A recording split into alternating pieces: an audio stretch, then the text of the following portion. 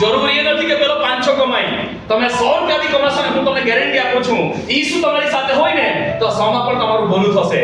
પેલાનું 500 માં ભલું નહીં થાય, તમારું 100 રૂપિયામાં ભલું થશે.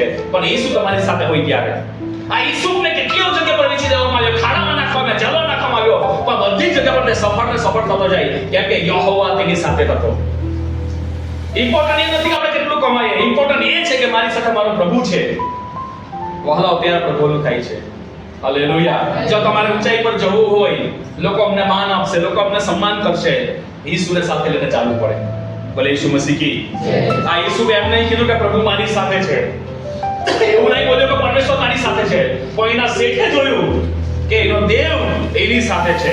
તમારે બોલવાની જરૂર નથી કે પ્રભુ મારી સાથે છે. આ દુનિયાના લોકો જાણશે કે ઈસુ દેવની સાથે છે. આપણો સ્વભાવ, આપણો વ્યવહાર, આપણું વર્તન, આપણી બોલી બતાવી આપે છે કે આપણી સાથે પ્રભુ ઈસુ છે. આપણે ગામમાં ઢંઢેરો પીટાની જરૂર નથી કે હું ખ્રિસ્તી છું ને હું પ્રભુનો છું. આ દુનિયાના લોકો ખુદ કહેશે તમને કે આ પ્રભુના લોકો છે.